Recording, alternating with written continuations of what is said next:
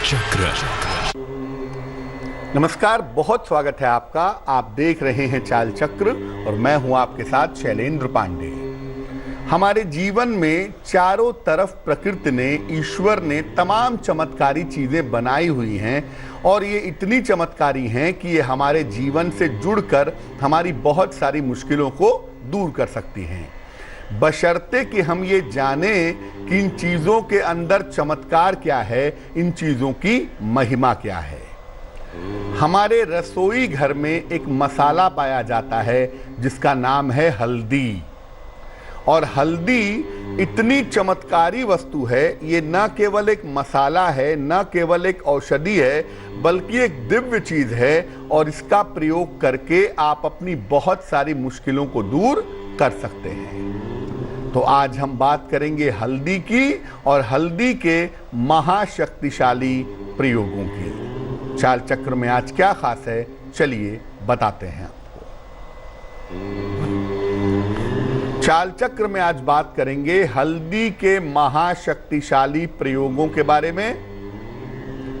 बात करेंगे कि हल्दी के किस प्रयोग से किस तरह की मुश्किलें दूर होंगी और हल्दी का प्रयोग करने से नकारात्मक ऊर्जा किस तरीके से नष्ट होगी, किस तरीके से समाप्त होगी।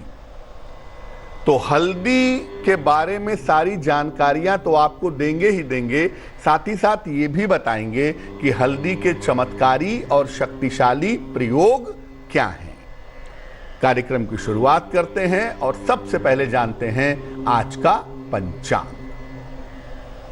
आज तिथि है आषाढ़ शुक्ल पक्ष की चतुर्थी, इसके उपरांत पंचमी तिथि। नक्षत्र है अश्लेषा, इसके उपरांत मघा नक्षत्र। चंद्रमा कर्क राशि में, इसके उपरांत सिंह राशि में संचरण कर रहे हैं। राहु काल का समय दोपहर के 1:30 से तकरीबन 3 बजे तक। दक्षिण दिशा की तरफ आज यात्रा करने की मनाही है, लेकिन अगर यात्रा करना जरूरी है, मजबूरी है, तो जरा सी पीली सरसों खाकर और भगवान का स्मरण करके यात्रा करेंगे तो मुश्किल से बचे रहेंगे। सबसे पहले जानते हैं कि हल्दी का धार्मिक कार्यों में, रिलीजियस वर्क में क्या विशेष महत्व है। देखिए, हल्दी एक विशेष प्रकार की औषधि है, विशेष प्रकार का मसाला है और इसके अंदर दैवीय गुण, चमत्कारी गुण पाए जाते हैं। हिंदू धर्म में हल्दी को शुभ और मंगल लाने वाला माना जाता है। ये न केवल खाने के स्वाद को बढ़ाती है, बल्कि जीवन में संपन्नता भी लाती है। यानी हल्दी का जब आप प्रयोग करते हैं तो जाने अनजाने आप प्रॉस्पेरिटी की तरफ बढ़ते हैं, आप समृद्धि की तरफ बढ़ते हैं। इससे जीवन में संपन्नता और समृद्धि दोनों आती है। मुख्य रूप से हल्दी विषरोधक होती है, विष को दूर करती है और नकारात्मक ऊर्जा को नष्ट करती है, निगेटिव एनर्जी को नष्ट करती है। देखिए, औषधियां जो हैं वो आपकी बीमारियों को दूर करती हैं, ये बात तो ठीक है, लेकिन हल्दी एक ऐसा मसाला है जो एनर्जी पर असर डालता है, जो नकारात्मक ऊर्जा को नष्ट करता है और एनर्जी पर असर डालने की वजह से हल्दी को चमत्कारी माना जाता है। इसीलिए आप देखिए कि हल्दी का प्रयोग हवन में और औषधियों में भी किया जाता है, ताकि जो निगेटिव एनर्जी है, जो नकारात्मक ऊर्जा है, वो पूरी तरह से समाप्त हो सके। अब ये जानते हैं कि ज्योतिष में हल्दी का क्या महत्व है। ज्योतिष हल्दी के बारे में क्या कहता है। देखिए, हल्दी कई रंगों की होती है और इन्हीं रंगों के आधार पर इसका ग्रहों से संबंध होता है। हल्दी पीले रंग की होती है, पकी हुई हल्दी, सूखी हुई हल्दी। कच्ची हल्दी नारंगी रंग की होती है और काले रंग की हल्दी भी पाई जाती है। पीली हल्दी बृहस्पति से संबंध रखती है नारंगी हल्दी मंगल से संबंध रखती है और काली हल्दी शनि से संबंध रखती है। ज्योतिष में बृहस्पति को मजबूत करने के लिए और बृहस्पति की समस्याओं को दूर करने के लिए सामान्यतः हम पीली हल्दी का इस्तेमाल करते हैं। और जिस हल्दी की हम बात कर रहे हैं कि जिस हल्दी का प्रयोग करके आप अपनी नेगेटिव एनर्जी को दूर कर सकते हैं, अपने जीवन में फायदा बढ़ा सकते हैं, अपने जीवन में लाभ बढ़ा सकते हैं, वो हल्दी पीली हल्दी है। अब हल्दी के चमत्कारी प्रयोग क्या हैं? अगर विवाह संबंधी समस्या हो, विवाह नहीं हो पा रहा हो, इससे संबंधित कोई दिक्कत आ रही हो, तो क्या करेंगे? नित्य प्रातः 1 लोटे पानी में चुटकी भर पिसी हुई हल्दी डाल करके सूर्य भगवान को जल चढ़ाइए। और जल चढ़ाने के बाद आप देखेंगे कि लोटे के किनारे जरा जरा सी हल्दी लगी रह जाती है। इस हल्दी को अपने माथे पर और अपने कंठ पर लगाइए। इसके बाद बृहस्पति के मंत्र का 108 बार जप करिए। ओम ब्रीम बृहस्पतये नमः। यानी रोज सुबह हल्दी मिला हुआ जल सूर्य को चढ़ाइए, हल्दी का तिलक अपने माथे पर अपने कंठ पर लगाइए और बृहस्पति के मंत्र का ओम ब्रीम बृहस्पतये नमः इस मंत्र का 108 बार जप करिए। ये प्रयोग करने पर सात्विकता बनाए रखिए, यानी मांस मदिरा का प्रयोग मत करिए। अगर ये प्रयोग किया जाए तकरीबन 6 महीने तक और आपकी शादी अगर नहीं हो पा रही है, तो ये प्रयोग करने से आपका विवाह जल्दी से जल्दी हो जाएगा।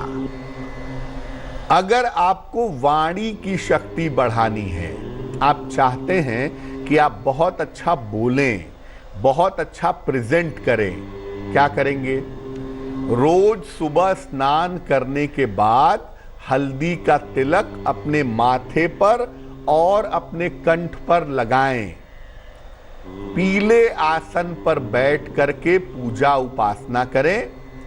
जिस आसन पे बैठ के पूजा करते हैं, या तो वो आसन पीले रंग का हो या अपने आसन पर पीला कपड़ा बिछा करके उस पर बैठ करके पूजा उपासना करें। और रोज सवेरे हल्दी की माला से गायत्री मंत्र का जप करें। अगर कोई भी व्यक्ति हल्दी की माला से गायत्री मंत्र का जप करता है तो उसको वाक सिद्धि की प्राप्ति होती है, यानी जो वो कहता है वो कुछ समय बाद से सच होने लगता है। उसकी वाणी बड़ी प्रखर हो जाती है, वो बड़ा अच्छा और बहुत सुंदर बोलने लगता है। हल्दी की माला से बेसिकली 2 मंत्रों का जप करना बड़े चमत्कारी परिणाम देता है। एक तो गायत्री मंत्र का जप हल्दी की माला से कर सकते हैं और दूसरे माँ बगलामुखी के मंत्रों का जप भी हल्दी की माला से कर सकते हैं। ये काफी अच्छा रहता है।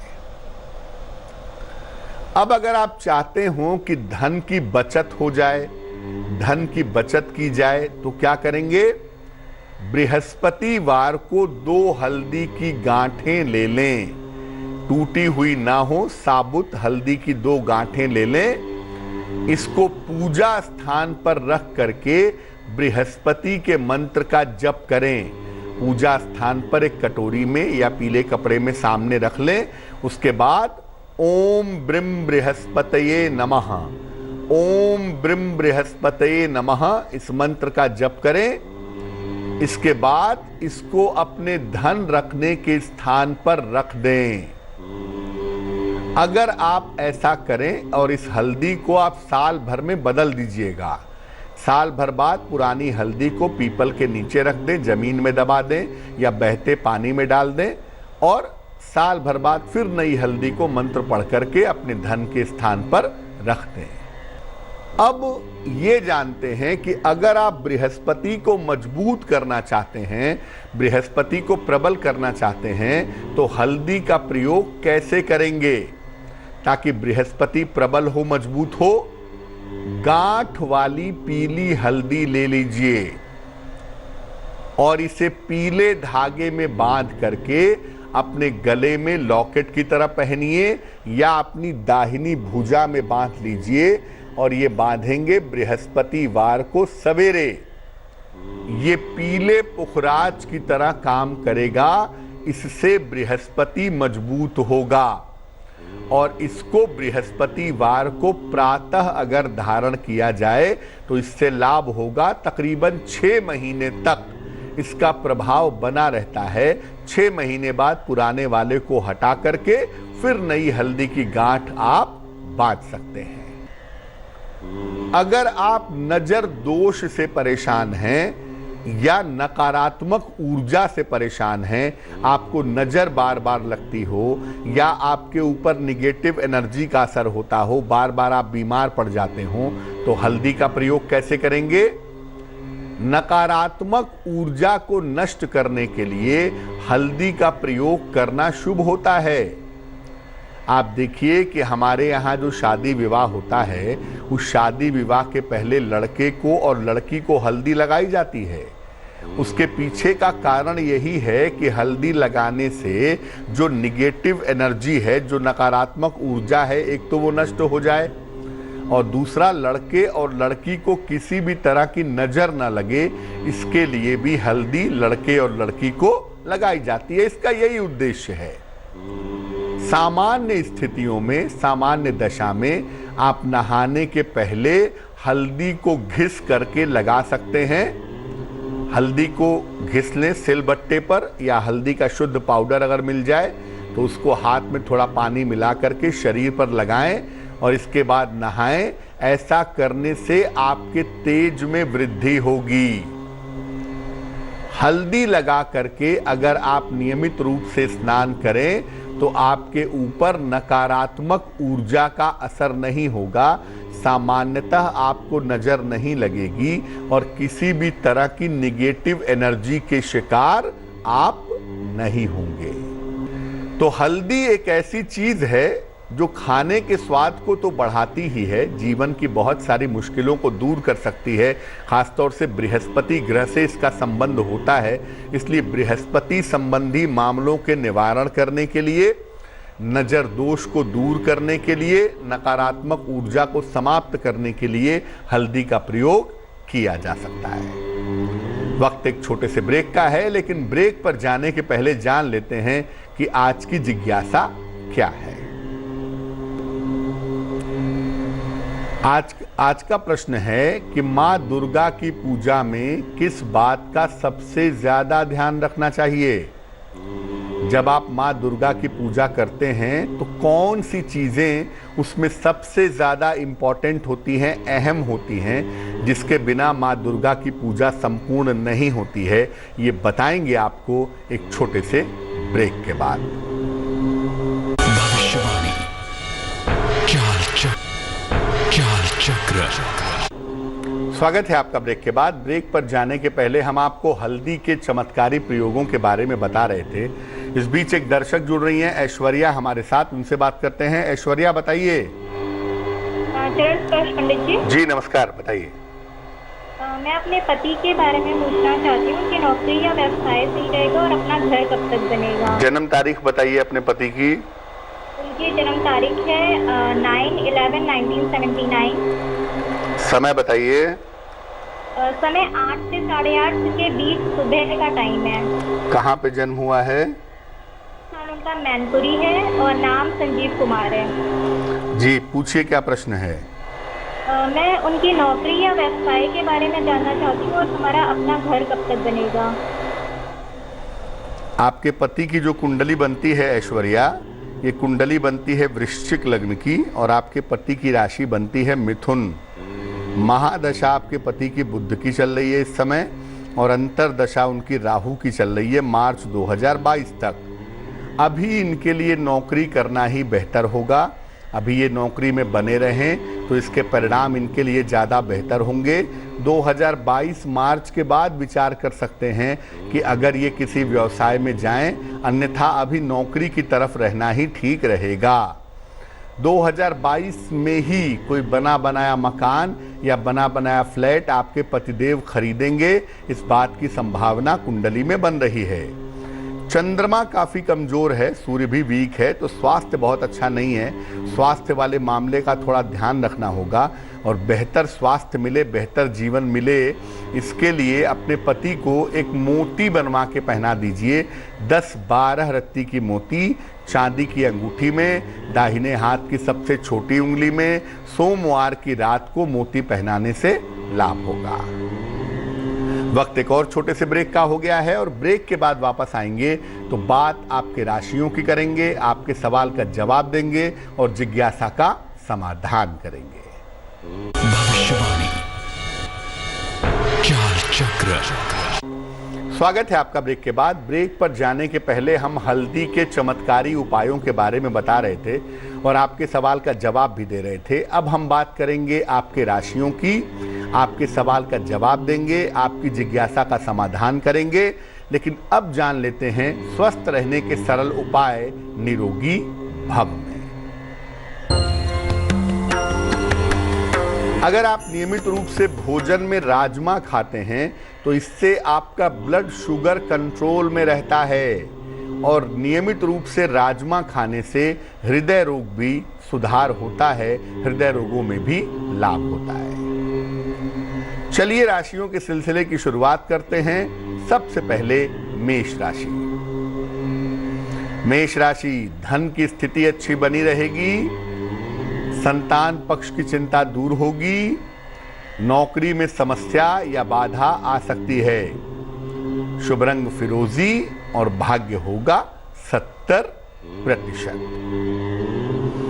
वृष राशि, कारोबार में आकस्मिक लाभ के योग हैं, संपत्ति संबंधी मामले सुलझ जाएंगे, नौकरी की पदोन्नति प्रमोशन अभी टल सकता है।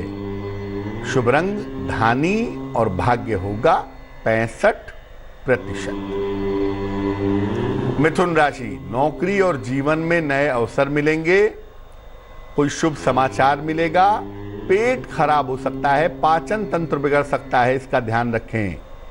शुभ रंग आसमानी और भाग्य होगा 80%।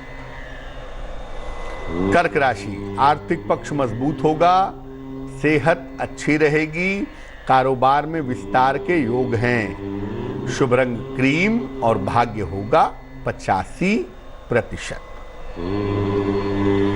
सिंह राशि, धन को लेकर परिवार में विवाद हो सकते हैं, वाहन दुर्घटना हो सकती है, किसी मित्र का सहयोग आपको प्राप्त होगा। शुभ रंग नीला और भाग्य होगा 65%।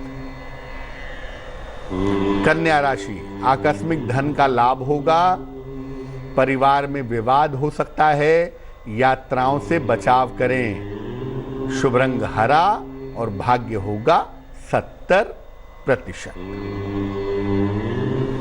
तुला राशि, नौकरी में पदोन्नति के योग हैं, संतान का सहयोग मिलेगा, खर्च थोड़ा बढ़ा हुआ रहेगा। शुभ रंग पीला और भाग्य होगा 75%। वृश्चिक राशि, करियर की स्थिति में सुधार होगा, धन की स्थिति उत्तम रहेगी, पारिवारिक सहयोग बना रहेगा। शुभ रंग नारंगी और भाग्य होगा 80%। धनु राशि, करियर में लापरवाही न करें, वाहन सावधानी से चलाएं, किसी मित्र के सहयोग से लाभ होगा। शुभ रंग भूरा और भाग्य होगा 78%। मकर राशि, प्रेम के मामलों में सफलता मिलेगी, नौकरी में पदोन्नति के योग हैं, स्वास्थ्य का बहुत ध्यान रखें। शुभ रंग गुलाबी और भाग्य होगा 65%। कुंभ राशि, धन की स्थिति ठीक रहेगी, काम में व्यस्तता रहेगी, धन और उपहार की प्राप्ति होगी। शुभ रंग फिरोजी और भाग्य होगा 70%। मीन राशि, मान सम्मान उपहार की प्राप्ति होगी, करियर के मामलों में सफलता मिलेगी, रिश्तों के मामले सुलझ जाएंगे। शुभ रंग लाल और भाग्य होगा 75%। एक दर्शक जुड़ रही हैं, हिमांशी है हमारे साथ बागपत से, उनसे बात करते हैं। हिमांशी बताइए। पंडित जी नमस्कार जी नमस्कार। जी, मैं अपने भाई के बारे में पूछना चाहती हूँ। जन्म तारीख बताइए अपने भाई की। 14 जुलाई 1999। समय बताइए। रात के 9 बजे। कहाँ पे जन्म हुआ है? बागपत। पूछिए क्या सवाल है। जी, मैं ये पूछना चाहती हूँ कि अब की बार मेरे भाई ने बीए फाइनल ईयर की है और मेरा भाई बीपीएड करना चाहता है, क्या वो उसके लिए अच्छा रहेगा? जी, मैं ये पूछना चाहती हूँ और उसकी क्या नौकरी लग पाएगी इस पढ़ाई से, मैं ये बात पूछना चाहती हूँ। कुंडली आपके भाई की मकर लग्न की है, राशि आपके भाई की कर्क बनती है, तो बीए करने के बाद या तो बीएड कर लें या तो बीपीएड कर लें। शिक्षा संबंधी क्षेत्र में अगर ये कोशिश करें तो शिक्षा संबंधी क्षेत्र में इनका अच्छा करियर बन सकता है और शिक्षा से संबंधित क्षेत्र में इनको सरकारी नौकरी भी मिल सकती है। हालांकि उसमें अभी 4 साल का वक्त दिखाई दे रहा है। आपके भाई की कुंडली में भटकाव बहुत है, कभी ये करेंगे कभी वो करेंगे, तो इनको एक ही रास्ते पर चलने के लिए कहिए। बुद्धिमानी यही कहती है कि एक ही रास्ते पर चलें तो ज़्यादा अच्छा होगा। या तो बीएड कर लें या तो बीपीएड कर लें और शिक्षा क्षेत्र में करियर बनाने की कोशिश करें तो इनके लिए बहुत अच्छा होगा। एक दर्शक जुड़ रही हैं हमारे साथ, विनीता है नागपुर से, उनसे बात करते हैं। विनीता बताइए। नमस्कार जी नमस्कार। मैं अपने भतीजे के लिए पूछ रही हूँ। जन्म तारीख बताइए अपने भतीजे की। 13 जनवरी 1978। समय बताइए। समय नहीं पता, यवतमाल महाराष्ट्र में जन्म हुआ। अच्छा, क्या प्रश्न है? उसको उसके चाचा के भाइयों ने दुकान और घर हड़प लिया है, तो और अभी उसके पास कोई काम धंधा नौकरी नहीं है, तो क्या मिलेगा? पैतृक संपत्ति कब मिलेगी? देखिए, चूंकि आपने जन्म का समय नहीं बताया है तो हम सूर्य और चंद्र कुंडली देखेंगे। सूर्य कुंडली धनु लग्न की और चंद्र कुंडली कुंभ लग्न की बनती है कुंडली में, और इस कुंडली के हिसाब से जो संपत्ति इनके घर वालों ने ले ली है, चाचा ने और भाइयों ने, उस संपत्ति के मिलने की संभावना अभी तुरंत तो नहीं दिख रही है, लेकिन अगले साल ऐसा हो सकता है कि उसमें से कुछ संपत्ति का हिस्सा आपको इनको मिल जाए। पूरी संपत्ति का हिस्सा मिलना तो मुश्किल दिखाई देता है। दूसरा ये है कि इस समय बिल्कुल भी इनको किसी भी तरह से व्यवसाय नहीं करना चाहिए, नौकरी में जाने की कोशिश करनी चाहिए, और अगर ये नौकरी में जाने की कोशिश करें तो इनके लिए बहुत अच्छा रहेगा। फिलहाल आप इनको बोलें कि रोज़ सवेरे सूर्य भगवान को जल चढ़ाएं और सूर्य भगवान को जल चढ़ा के उनके सामने खड़े होकर के या बैठ कर के हनुमान चालीसा का पाठ करें तो इनके लिए बहुत अच्छा रहेगा। चलिए बात कर लेते हैं अब उनकी जिनका आज जन्मदिन है।